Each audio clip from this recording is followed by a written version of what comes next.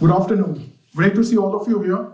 Let me start with the usual cliche, a cliche that all of you would have heard growing up. Listen to your parents always. Every time, always listen to your elders, listen to your parents. I'm sure many of you have heard this standard cliche growing up. So let me now just take one step out of that and say, let's not always listen to our parents. Let's not always listen to our elders. And some of you might be wondering, why on earth is this chap coming here and saying these sort of things that goes against conventional wisdom? That's simply because we are faced with a problem today that our previous generations haven't really faced. And that problem is signified by a single data. That data you can quickly Google up if you want. It's a data on the fantastic rise in atmospheric carbon in all across the planet. So that is essentially the basic, what is causing climate change. And that climate change is a problem that our generation today faces, a very severe problem that we face, a problem previous generations did not face. And by the way, many of you would have also heard, it's something for our children and our grandchildren to worry about. No, not really. It's something that is bothering us right here, right now. So it's a big problem, it's a fast-growing problem, and it's an urgent problem. And it's a problem that previous generations really did not have much clue about. Therefore, that's the reason I'm saying, let's not always listen to our parents.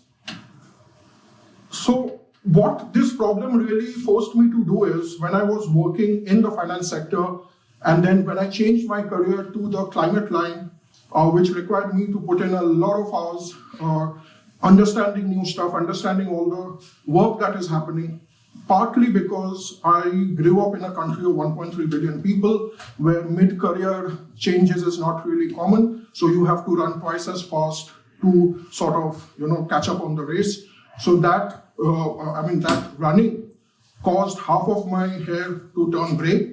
And then as I started learning more and more about it, I started, understanding what are the institutions, whether it is the companies, banks, and so on and so forth, what they are supposed to do to address climate change.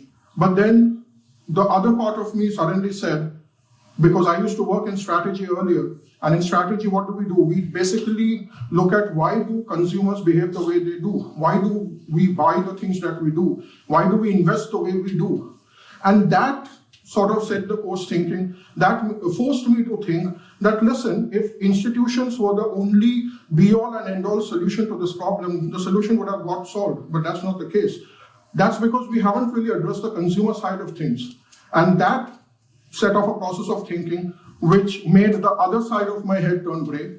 And bottom line is, finally, I got down to this entire reading that, listen, what are some of the ways we can really nudge or influence consumer behavior to act in ways that is friendly for climate?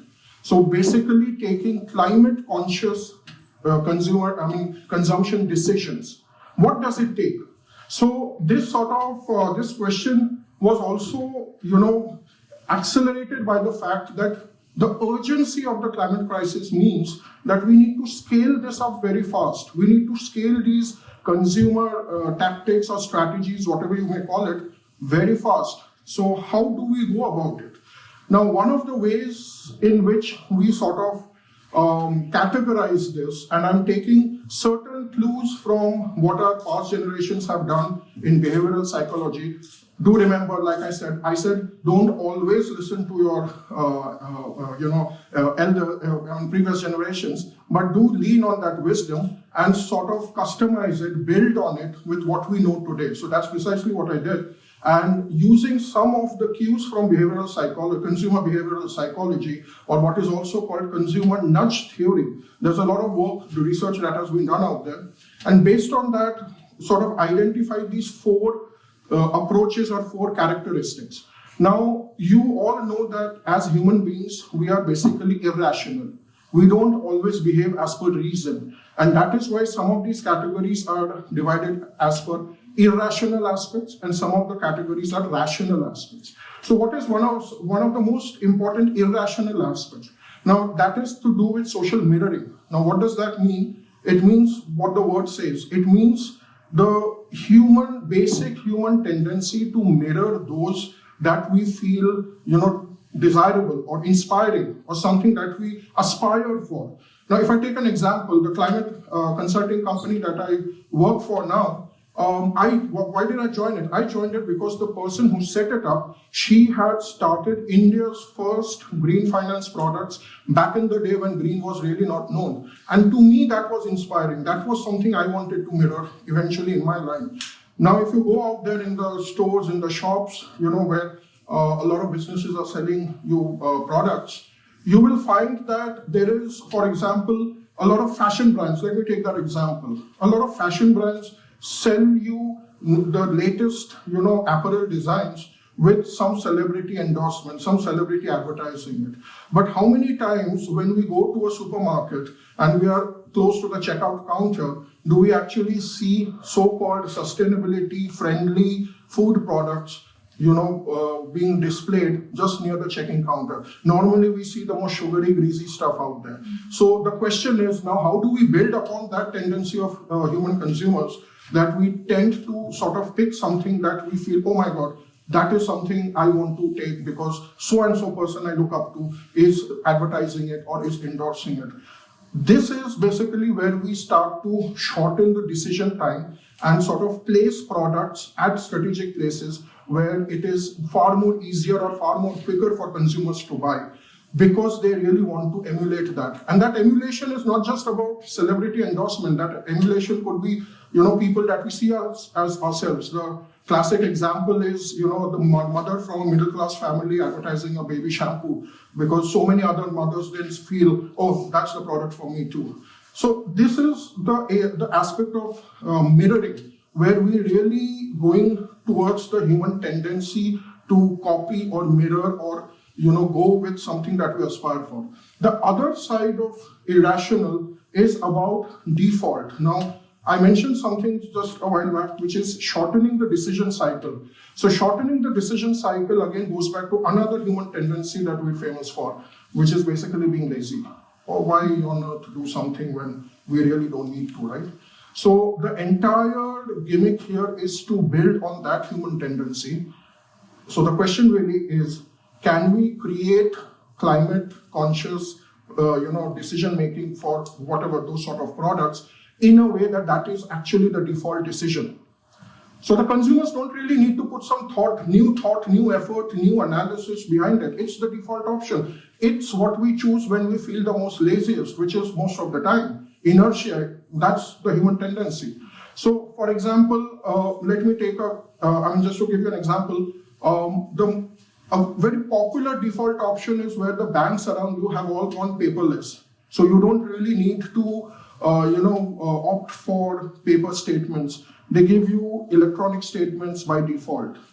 But has your local utility company given you a solar energy plan by default or not? How many utility companies around you have actually gone ahead and done that, despite renewable energy growing up? So a lot of opportunities are out there. A lot of you may be working in companies like that today or tomorrow. A lot of you may be consuming those things today or tomorrow. But these are the ways in which we can take some of those decisions. On the other side of the angle is rational. So the first thing about rational is the basic human tendency to understand what we measure. We understand what we can measure, and nothing is more measurable than some incentive. I buy this, this is what I gain. And so this, technically, this human tendency has a lot of scope. We've seen that, for example, with electric vehicles, for instance, a lot of discounts get offered there. But on the other hand, if you actually think about it, when you go to the supermarket and you see a lot of sustainably grown food products, they're actually premium priced. Now that goes against the logic of it all. So one of the reasons consumption demand for a lot of sustainability products don't pick up is because they have been kept at a premium price by the producer, which is completely goes against the basic logic of business management in this case. So the question is, can we actually go the other way and start offering discounts so that it becomes the consumers will feel more incentivized to choose those products rather than what they were doing otherwise. So this is where the role of incentives play a role. The incentive can also play a negative role in the sense that while it forces us towards certain decisions, it can force us not to take certain decisions. So in this case, how can it force us not to take climate unfriendly decisions, if I can call it that? So that is another part of the incentive structure. The fourth and final one is really where the crux of the matter lies, because somewhere we have to pull ourselves, pull our socks up. We have to go out of our comfort zone. We have to let go of our inertia. We have to let go of our mirroring habits. We have to let go of our obsession with incentives.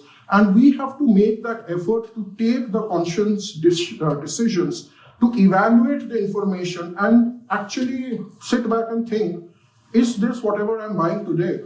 Is this really making sense? While I am getting a utility out of it, is it causing a bigger problem out there? And if it does, if I do opt for it, is the arithmetic adding up? So at the end, every buying decision has to be economically viable for our pockets, right? So that entire thought process, that entire calculation, that entire arithmetic lies at the core of the conscious decision making. But this presumes, or this requires, that we have the information that is available. We have that information in ways or formats that is understandable. So just because, a lot of businesses tend to put the information, but they put so much information out there that it completely confuses. They know that you're not going to read it. Just take some of your social media platforms, terms and conditions pages, for instance. So the information has to be in ways that is understandable for you. The information has to be given in circumstances where you can actually take the decision. If you are given that information in a very crowded place where people are constantly pushing you and whatever, you're not going to sit and do any arithmetic behind it, right? So it's like the enabling situation. So if from a climate, climate-friendly products and services, if you all are, in that space tomorrow, the question really is, how do you convey that information in ways and means that makes sense, that is understandable, in pieces that is digestible, and in circumstances where average, rational, or irrational person can take a proper decision. For example, a lot of people do this when they go to the supermarket and buy, a lot of food products which has a lot of information. So they keep on reading the information, or they, when they buy cosmetics, personal care products, for instance. But at the same time, we live in a time when a lot of artificial intelligence platforms are scaling up. We're using them for anything and everything. It's like almost, if I can call it, it's the new Google. But how many of us have actually consciously sat back and thought that, these AI platforms consume enormous amount of energy. So one thing that we use it for is causing a ripple effect of magnitude proportions out there, accelerating the climate crisis even further. So always going digital need not be climate friendly. That is the sort of conscious decision making I'm talking about. So ultimately, the idea really here is that we need to be a bit more responsible. We need to take those decisions because finally, it's not just the institutions. The businesses will make the products that you and me as consumers buy. So we have an equal onus in the game. So if we want a climate-friendly planet tomorrow, while at the same time doing whatever we are doing, so it essentially goes back to a proverb that I once heard, that if you want something that you haven't got, you have to do something that you haven't done so far. So essentially, we have to sometimes make that extra effort to take those conscious decisions, move into that fourth bucket that I showed you on the previous slide. That's an extra effort, that's an extra work, but that is something worth fighting for, because a climate-friendly world, in my opinion, and I'm sure it is to you also, that is something worth fighting for. Ultimately, as consumers, the decision is yours. Thank you so much.